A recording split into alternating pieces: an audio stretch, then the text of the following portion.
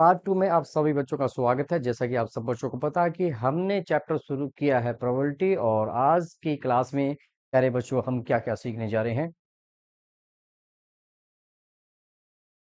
आज की क्लास में प्यारे बच्चों हम क्या-क्या सीखने जा रहे हैं। पूरक घटना पर आधारित प्रश्नों को हम करेंगे। नंबर 2 घटनाओं का बीजगणित। नंबर 3 प्रायिकता की अभिगणितीय दृष्टिकोण को हम समझेंगे और महत्वपूर्ण उदाहरण व प्रश्नों को करेंगे। और अंत में रहेगा एक क्विज और जिससे हमें पता चले कि आप बच्चों ने कितना सीखा है। आइए बढ़ते हैं आज की क्लास की तरफ। तो सबसे पहले बात की जाए यहाँ पर एक रिवीजन हम यहाँ पर लगा लेते हैं कि हमने पिछली क्लास में क्या सीखा था। तो हमने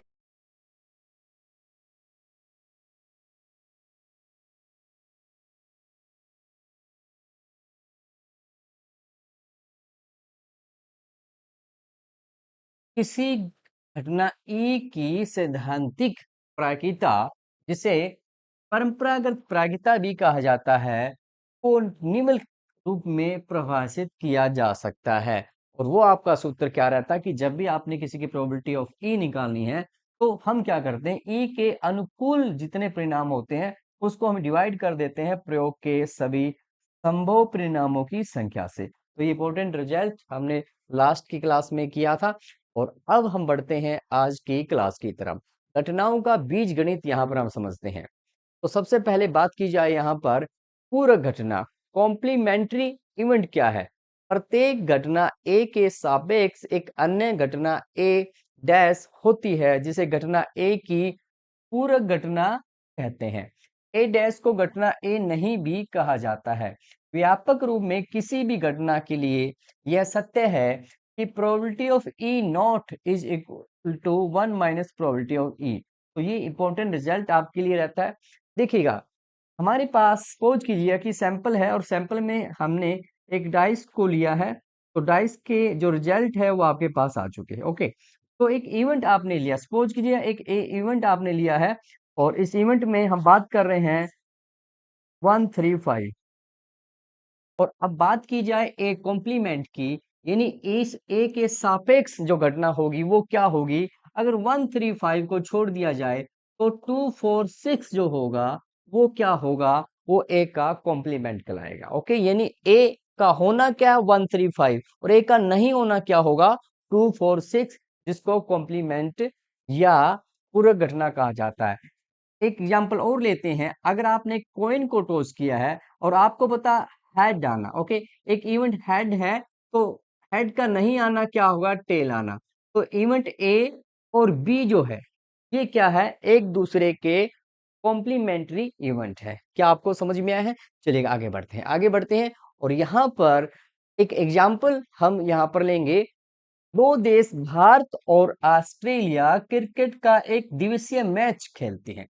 यह ज्ञात है कि भारत द्वारा मैच जीतने की जो प्रायिकता है वो क्या है, 0.62 है। और ऑस्ट्रेलिया के जीतने की क्या प्रायिकता है, ये आपको यहाँ पर फाइंड आउट करना। ओके, सो हमें क्या गिवन है, हमें गिवन है कि प्रोबेबिलिटी की इंडिया जो है, इंडिया जीतेगा मैच, इसकी प्रोबेबिलिटी हमारे पास क्या गिवन है, वो हमारे पास गिवन है, दैट इज 0.62। ओके, सो हमें फाइंड आउट करनी है प्रोबेबिलिटी कि क्या हो ऑस्ट्रेलिया जो है वो मैच जीत जाए। ये प्रोबेबिलिटी हमें निकालनी है। ओके, अब देखिएगा, या तो इंडिया जीतेगा या ऑस्ट्रेलिया जीतेगा, तो दोनों एक दूसरे के कॉम्प्लीमेंट्री इवेंट्स यहाँ पर बन रहे हैं, पूरा घटनाएं हैं, दोनों एक साथ नहीं जीत सकते हैं। तो इसलिए हम फार्मूला यहाँ पर क्या लगाएंगे कि यहाँ पर हमारे पास क्या आ जाएगा कि प्रोबेबिलिटी ऑफ ऑस्ट्रेलिया क्या आ जाएगी, वो क्या आ जाएगी, दैट इज 1 माइनस जो इंडिया है वो जीत रहा है, वो प्रोबेबिलिटी अगर हम यहाँ से घटा देंगे तो हमारे पास क्या आ जाएगा, हमारे पास आ जाएगा कि ऑस्ट्रेलिया के जीतने की प्रायिकता क्या है। तो वी हैव 1 माइनस इंडिया जीतेगा वो क्या है, 0.62 है। तो हमारे पास आ चुका है कि ऑस्ट्रेलिया जो है मैच जीतेगा, दैट इज 0.38। ओके, तो ये हमारे पास प्रोबेबिलिटी आ चुकी है कि जो ऑस्ट्रेलिया है वो मैच जीतेगा। चलेगा, तो सबसे पहले हम बात कर लेते हैं कि इम्पॉसिबल इवेंट क्या होते हैं। देखिएगा, एक डाइस को अगर यहाँ पर उछाला जाए तो क्या मुझे बता सकते हैं, क्या पासा फेंकने पर 6 से अधिक संख्या प्राप्त हो सकती है। तो आप कहोगे कि सर अगर मैं पूरा दिन, पूरी रात अगर अपनी उम्र भी यहाँ पर लगा दूँ, तो डाइस फेंकने पर मुझे 6 नहीं प्राप्त होने वाला है।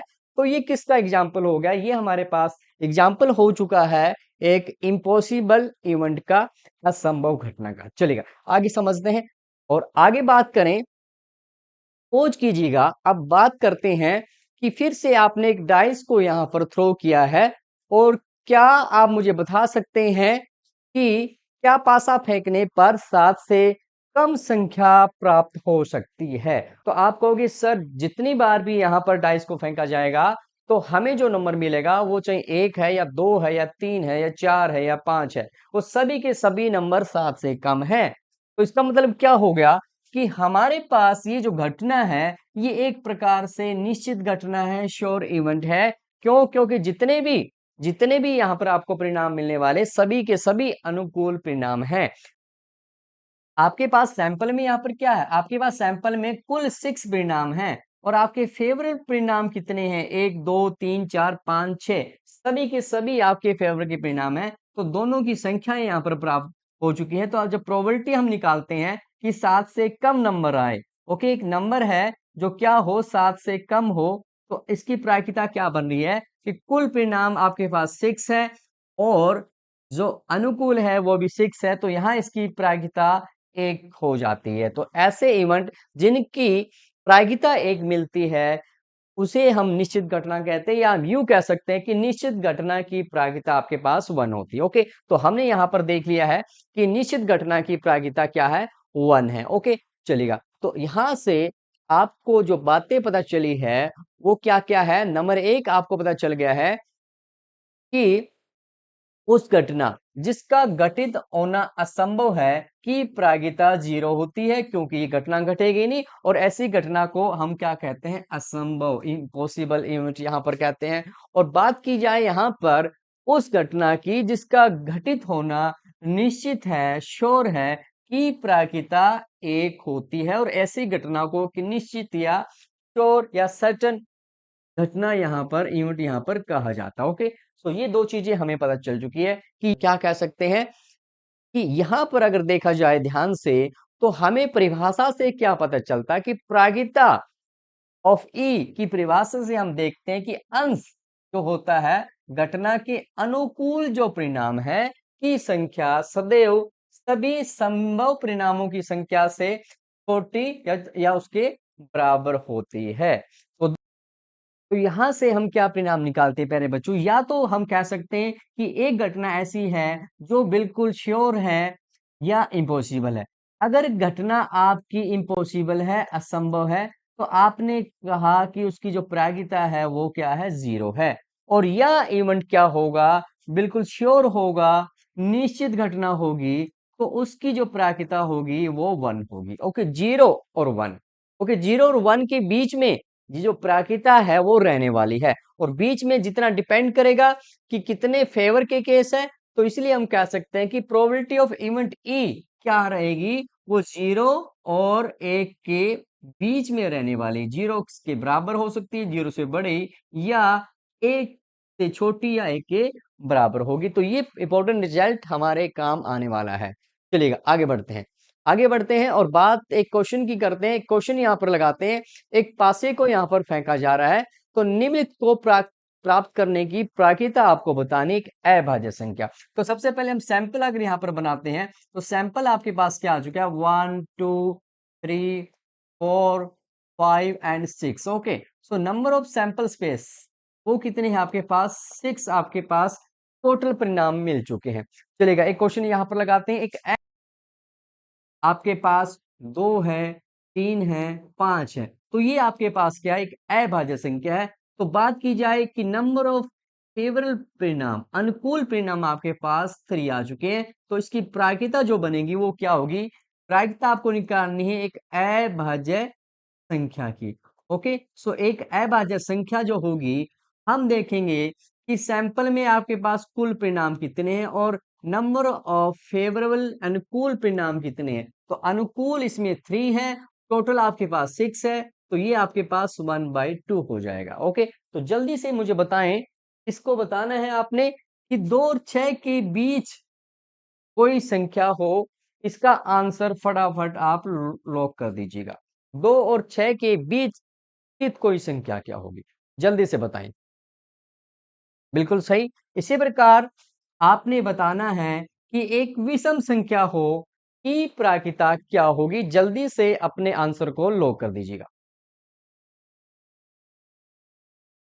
बिल्कुल सही, चलेगा। अब आगे बढ़ते हैं।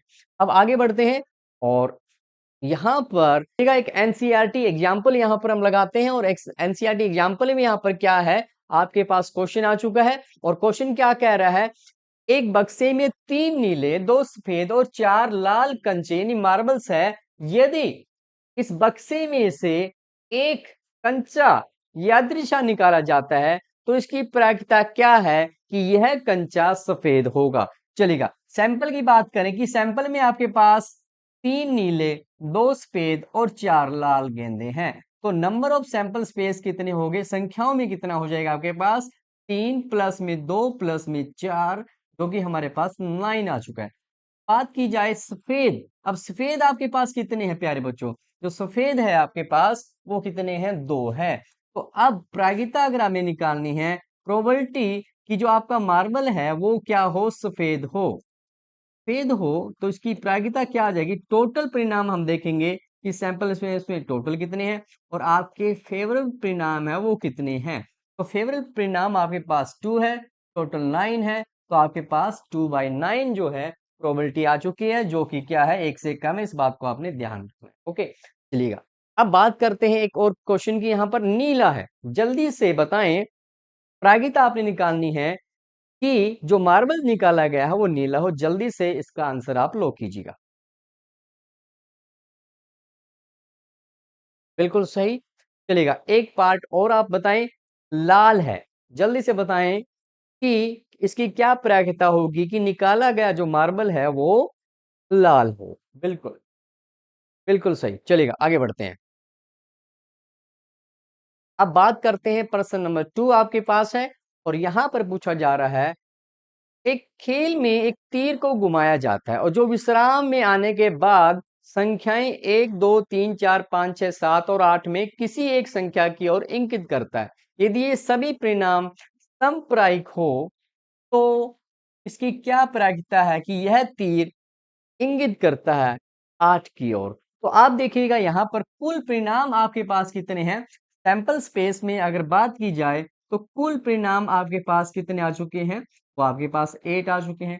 अब प्रायिकता निकालनी है कि वो 8 की तरफ इशारा करे। ओके, तो 8 की तरफ इशारा करे तो 8 हमारे पास कितनी बार है? एक बार आया है। तो इसलिए हम कह सकते हैं कि प्रोबेबिलिटी ऑफ फेवरेबल केस और divide by number of sample. तो सैंपल में आपके पास टोटल 8 है। 8 कितनी बार आया है? एक बार। तो ये आपके पास प्रायिकता आ चुकी है जो कि 1 से कम है। बार-बार बता रहा हूँ 1 से कम है, आगे काम आएगा ये कॉन्सेप्ट। चलेगा। एक विषम संख्या, अब यहाँ से विषम संख्या की बात की जाए तो 1 3 5 7। ओके, ये हमारे पास विषम संख्याएं आ चुकी है। तो कितनी है ये? तो नंबर कितने हो गए हैं कि विषम संख्या की? ओके, विषम संख्या। तो ये हमारे पास कितनी हो चुकी है? 1 2 3 और 4। ओके, अब प्रायिकता की बात की जाए कि वो संख्या क्या हो, एक विषम संख्या हो, तो इसकी प्रायिकता हमें फाइंड आउट करनी है। तो that is equal to what, कि हम देखेंगे नंबर ऑफ सैंपल स्पेस कितने हैं। ओके, और हमारे पास फेवरेबल परिणाम कितने मिले हैं? तो यहाँ पर आपको 4 मिले हैं। 4/8 कर देंगे, दैट इज 1/2, 0.5 जो कि मेरा 1 से कम है। ओके, जो भी प्रायिकता होती है वो क्या होती है? 1 से कम होती है। चलेगा। अब आप मुझे बताएं कि 2 से बड़ी संख्या हो, इसकी प्रायिकता क्या होगी? जल्दी से अपने आंसर को लॉक कीजिएगा। बिल्कुल सही, चलेगा। अब बढ़ते हैं अगले क्वेश्चन की तरफ। अब बात करते हैं दो पासों का प्रतिदर समष्टि, sample space of two dice क्या होगा अगर दो डाइस एक साथ यहाँ पर थ्रो की जाती है? तो इसका जो सैंपल स्पेस होगा वो कुछ इस प्रकार होगा कि मान लीजिएगा ये आपकी ग्रीन डाइस है, ये आपकी रेड है। तो पहला जो सैंपल बनेगा वो क्या होगा? 1,1, मतलब पहले डाइस पे 1, दूसरे पे 1, पहले डाइस पे 1, देन 2, 1 3 1 4 1 5 1 6। ओके, तो ये हमारे पास टोटल 36 जो है रिजल्ट मिल जाते हैं। ओके, तो ये इंपॉर्टेंट है, आप सैंपल स्पेस को लिख सकते हैं। चलिएगा, आगे बढ़ते हैं, आगे बढ़ते हैं, एक क्वेश्चन लगाते हैं यहाँ पर, और क्वेश्चन से आपको ज्यादा क्लियर हो जाएगा। एनसीईआरटी एग्जाम्पल नंबर 13 है, और ये क्या कह रहा है कि एक स्लेटी पासे और एक नीले पासे को एक साथ फेंका जाता है, सभी संभावित परिणामों को लिखिए। इसकी क्या प्रायिकता कि दोनों पासों की संख्याओं का योग क्या हो, 8 हो और 13 हो, या 12 से छोटी या उसके बराबर। ओके, तो अब यहाँ पर सैंपल स्पेस आपके पास आ चुका है। कुल परिणाम यहाँ पर सैंपल में क्या है, कुल परिणाम सैंपल में आपके पास कितने आ चुके हैं, अगर इनको काउंट करेंगे तो आपके पास 36 हो जाएंगे। ओके, तो क्वेश्चन नंबर 1 है कि संख्याओं का योग अगर योग किया जाए तो हमारे पास क्या है, 8 है। हम देखते हैं कि कितनी बार ऐसा हुआ है कि जब योग जो है आपको 8 मिला है। ओके, सो योग 8 आपको सबसे पहले 3,5 यहां मिल गया। ओके, 2,6 ये आपका फेवर का हो गया, 4,4, 5,3, 6,2। ओके, ये देखिएगा, ये आपके अनुकूल परिणाम है जब दोनों पासों का ये जो योग है वो 8 हो रहा है। तो कितने अनुकूल परिणाम आपको मिल चुके हैं, आपको 5 जो है इस केस में आपके फेवरेबल परिणाम जो मिले हैं वो कितने मिल चुके हैं, वो आपको 5 मिले हैं। तो अब प्रोबेबिलिटी निकालेंगे कि जो मेरा सम बने, योग बने, वो क्या हो, 8 हो दोनों पासों का। तो वो क्या होगा, हम देखेंगे कि नंबर ऑफ फेवरेबल परिणाम और नंबर ऑफ सैंपल। तो ये हमारे पास क्या आ गया, 5/36 आ जाएगा। ओके, सो इस प्रकार आप इस क्वेश्चन को कर सकते हैं। सेकंड है कि 13 है। अब 13 सम क्या ऐसा होगा कि सम जो बने 13 बने। देखिएगा, बड़े से बड़ा क्या होता है, 6,6, कि पहले पे 6 और दूसरे पे 6 आ जाए तो सम मेरा मैक्सिमम 12 हो सकता है, 12 हो सकता है, तो 13 होगा ही नहीं। तो इसलिए इसकी प्रायिकता क्या बनेगी कि जो सम है, ओके, जो प्रोबेबिलिटी है जिसका सम क्या हो, सम मेरा क्या हो, 13 हो, तो ऐसा होगा नहीं। ओके, कुल परिणाम आपके पास 36 है और योग 13 हुआ, ऐसा एक बार भी नहीं हुआ, तो 0/36 दैट इज 0। ओके, तो ये इम्पॉसिबल इवेंट हो गया। 12 से छोटी या उसके बराबर, यानी 12 से छोटा और बिल्कुल 12 से छोटी या उसके बराबर हो। जल्दी से इस आंसर को फटाफट आपने लॉक कर देना, जल्दी से लॉक करें। बिल्कुल सही कहा। चलिएगा, अब बढ़ते हैं नेक्स्ट, और नेक्स्ट आपके पास क्या है, बारी है क्वेश्चन राउंड की, और आपने फटाफट अपने आंसरों को लॉक कर देना है। तो क्वेश्चन नंबर 1 आपकी स्क्रीन पर है, ये किसी प्रयोग की सभी प्रारंभिक घटनाओं की प्रायिकताओं का योग है। Option A, B, C, D, जो भी आपको राइट आंसर लगता है फटाफट अपने आंसर को लॉक कर देना है। जल्दी से अपने आंसर को लॉक करें।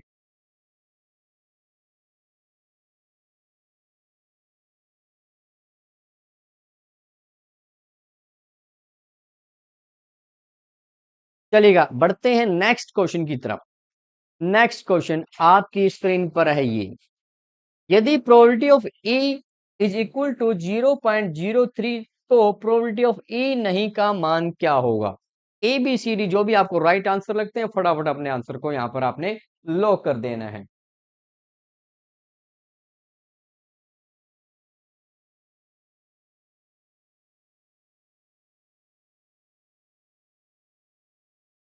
चलिएगा, बढ़ते हैं नेक्स्ट क्वेश्चन की तरफ। नेक्स्ट क्वेश्चन आपकी स्क्रीन पर है, ये निम्न में से कौन सी घटना की प्रायिकता नहीं हो सकती है। चार ऑप्शन आपके पास है, जल्दी से अपने आंसर को यहां पर लॉक कर दीजिएगा।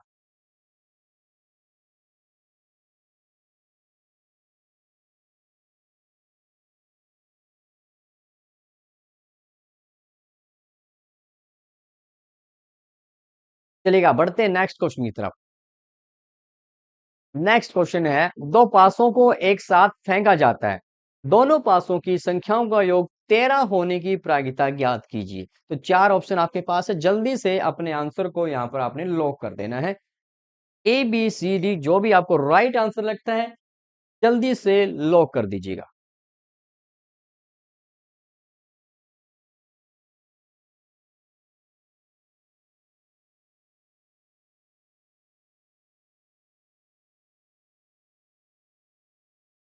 तो ये थी आज की क्लास, और जल्द ही लेकर आएंगे पार्ट 3 आपके लिए। इसी प्रकार बने रहें और सभी क्वेश्चनों को आप ट्राई करते रहें। तो मिलते हैं फ्राइडे को लेकर next live video. Thank you.